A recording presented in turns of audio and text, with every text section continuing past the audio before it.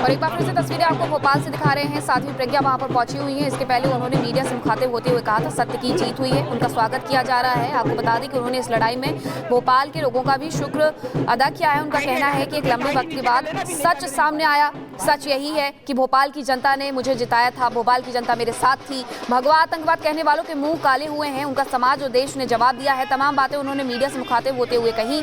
ये भी कहा कि कोर्ट ने जो निर्णय दिया है वो एकदम स्पष्ट है। चावाड़ और बाकी सब एक ही थाली के चट्टे बट्टे। उन्होंने यहाँ पर सीधे तौर पर सवाल जो खड़े कर रहे हैं सनातन पर, उन्हें भी निशाने पर लिया है। उन्होंने कहा कि दबाव में नहीं आई मैं किसी के, लेकिन मुझे टॉर्चर किया गया। एक बार फिर से उन्होंने अपनी बात दोहराई। उनका कहना है कि सत्य की जीत हुई है, धर्म और सत्य हमारे पक्ष में था, इसीलिए जीत होनी ही थी।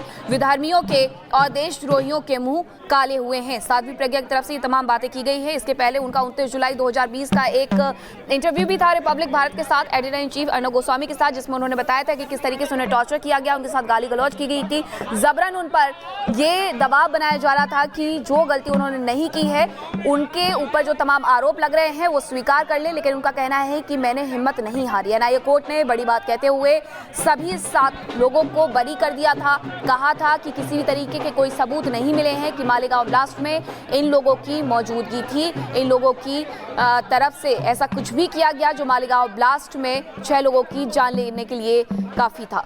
हालांकि कोर्ट की तरफ से ये कहते हुए क्लीन चिट दे दी गई थी, लेकिन दूसरी तरफ तस्वीरें आ रही हैं भोपाल से वो जीती थी, भोपाल पहुंची हुई हैं और कह रही हैं कि भोपाल की जनता ने उन्हें जिताया। भोपाल की जनता का शुक्रिया। ये तस्वीरें 29 सितंबर सन 2008 के दिन जिन लोगों को आरोपी बनाया गया उनकी जीत के जश्न का। साध्वी प्रज्ञा ठाकुर आपकी टीवी स्क्रीन पर रिपब्लिक भारत एक्सक्लूसिव ये तस्वीरें दिखा रहा है भोपाल से लाइव। जिस तरह से जश्न का माहौल इस समय, वजह केवल एक, क्योंकि साध्वी प्रज्ञा ने ये कहा कि हमारी जीत के बाद विधर्मियों का मुंह काला हो गया और मालेगांव धमाके में क्लीन चिट के बाद भोपाल पहुंची हैं साध्वी प्रज्ञा ठाकुर। जो 7 आरोपी जिन्हें बनाया गया था उन्होंने भी इस बात का जिक्र किया। सुनिए आप। बैठने दीजिए ना, बोल रही है, बैठने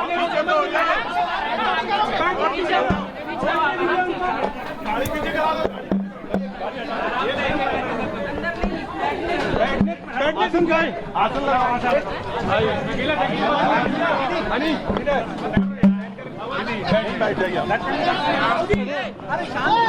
नितिन क्या कर रहा है? नितिन क्या कर रहा है?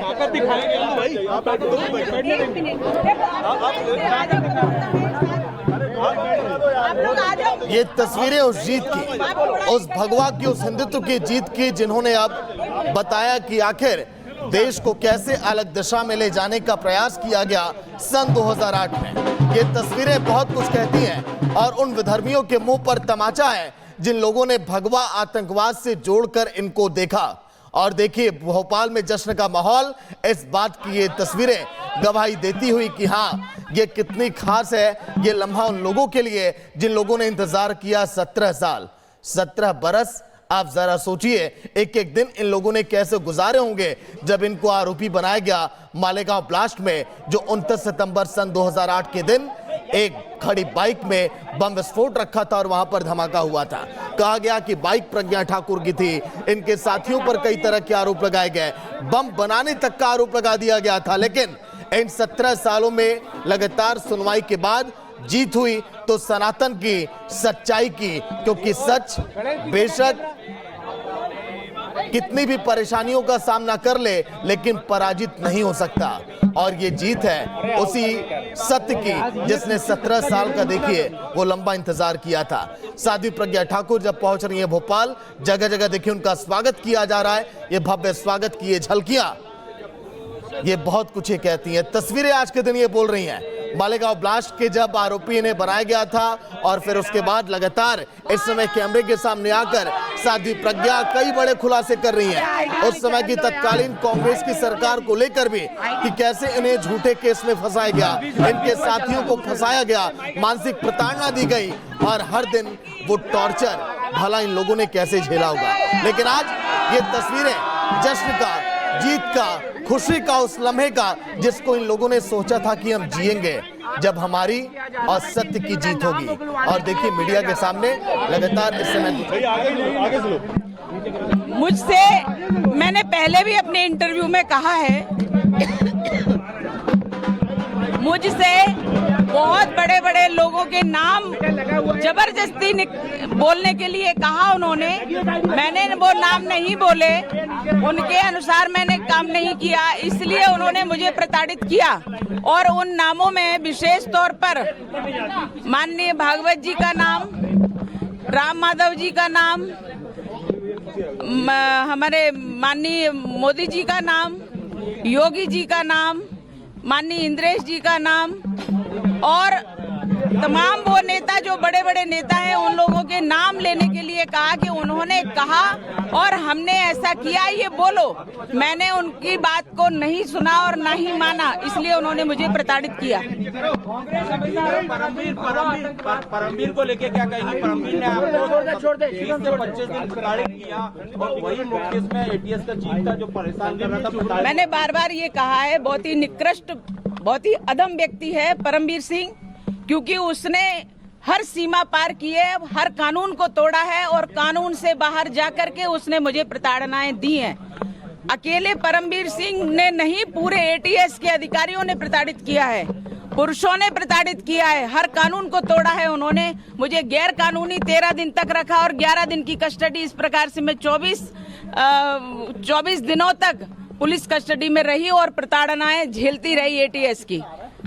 जब आपको अरेस्ट किया था उस समय इंदौर, शाजापुर के कुछ और लोग जिन्हें अरेस्ट किया था वो अब तक 17 उन्होंने पूरे देश में एटीएस वालों ने एक पूरा भय बना करके रखा था। मध्य प्रदेश में और पूरे देश में इस प्रकार का भय बनाया कि कोई भी व्यक्ति अपनी भावना व्यक्त कर ही नहीं पा रहा था। जो लोग अंदर गए, जो सत्य के लिए लड़ रहे थे, उनके लिए भी कोई कुछ नहीं कह पाया। भयभीत करने का प्रयास था और भयभीत किया उन्होंने, क्योंकि कांग्रेस का शासन था महाराष्ट्र में, देश में कांग्रेस का यूपीए का शासन था, इसलिए उन्होंने पूरी एजेंसियों का, जो सरकारी एजेंसी है, सबका दुरुपयोग किया और उनको भ्रष्ट बनाया। ये पूरे यूपीए सरकार का काम था। कई लोग अभी भी मिसिंग है, कई लोग अभी भी मिसिंग है। कुछ लोग ऐसे जो इन्होंने प्रताड़नाएं दी एटीएस वालों ने, तो वो लोग अपनी जान गंवा दिए, यानी देश पर आहूत हो गए हैं। लेकिन उनके पत्नी को आज पता नहीं है कि उनकी डेड बॉडी कहाँ है, वो कहाँ है। उनकी पत्नी कहती है मैं सदवा हूँ या विधवा हूँ, मुझे कहिए जज साहब, बताइए मुझे। और इसलिए एक व्यक्ति नहीं, कई लोग ऐसे हैं जिनको मारा पीटा और मार डाला, लेकिन उनके आज रिकॉर्ड भी खत्म कर दिए गए। मुस्लिम वर्ग को आकर्षित करने के लिए क्या भगवा आतंकवाद जैसा शब्द गढ़ा गया? हमेशा से मुस्लिमों के लिए उन्होंने तुष्टीकरण की नीति अपनाई है। कांग्रेसियों ने अपने शासन में उन्होंने भरपूर उपयोग किया और हिंदुओं को प्रताड़ित किया। हिंदुओं को किसी भी प्रकार से जो प्रताड़ित कर सकते थे, जेल में डाल सकते थे, उनको मार सकते थे, उनके ऊपर झूठे केस लगा सकते थे, वो सब कुछ किया। और देश के तो छोड़ो, भगवा को आतंकवाद कह दिया, हिंदुत्व को आतंकवाद कह दिया। ऐसी निकृष्टता, इतने निम्न स्तर की सोच कांग्रेस रखती है और कांग्रेस ने ये कुचक्र रचा और ये देशद्रोहिता में आता है। जिन्होंने भगवा को आतंकवाद कहा, आपको लेकर ऐसे सवाल उठा है, इतनी यातनाएं आपने झेली, ऐसे लोगों के लिए अब क्या सजा है? जो लोग इस प्रकार के षड्यंत्र किए, देश के विरुद्ध, धर्म के विरुद्ध, हिंदुत्व के विरुद्ध, जिस प्रकार से उन्होंने षड्यंत्र किए और इतने सभी लोगों को, सेना को उन्होंने टारगेट किया, संतों को टारगेट किया, संघ को टारगेट किया और इस प्रकार से टारगेट करके ये सब देशभक्त हैं। ये सब देशभक्त हट जाएंगे तो कांग्रेस का फुल फ्लैश शासन आ जाएगा, ये उनकी नीति थी। लेकिन ऐसे लोगों ने जो कुचक्र रचा है, षड्यंत्र रचा है, हमारे जज साहब ने स्पष्ट उनके लिए आदेश दिया है कि ऐसे लोगों की जांच की जाए जिन्होंने गलत प्रस्तुति दी है और इस प्रकार से इतना बड़ा केस थोपा गया है। इनकी जांच हो और सजा हो, उनको निश्चित रूप से जांच होगी तो सजा होगी। दिग्विजय सिंह के लिए दिग्भ्रमित का मेरे पास कोई उत्तर नहीं है। वो तो व्यक्ति बोलने लायक ही नहीं, उसका नाम ही नहीं लेना चाहिए। जो सुबह और दोपहर में उसका नाम लेगा उसका दिन खराब हो जाएगा।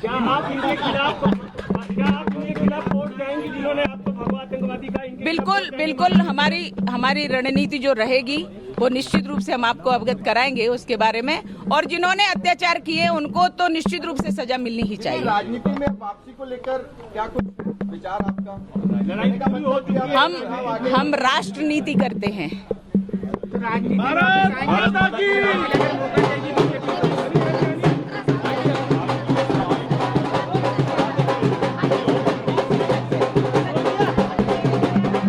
साध्वी प्रज्ञा ठाकुर को, जिन्होंने इस बात का जिक्र किया कि कैसे उन्हें 24 दिन तक प्रताड़ित किया गया, परेशान किया गया, लेकिन इन्होंने दिखा दिया कि भगवा बेदाग था, बेदाग है और बेदाग रहेगा। लगातार साध्वी प्रज्ञा ये भी कह रही हैं कि कैसे उन पर दबाव बनाया गया। पीएम नरेंद्र मोदी, सीएम योगी, मोहन भागवत जैसे तमाम दिग्गज नेताओं को भी कटघरे में खड़ा किया जाए, उन पर भी सवाल खड़े किए जाएं, उनको भी दोषी ठहराया जाए, लेकिन ये सब कुछ साजिश, नाकाम और सत्य की यहां पर जीत।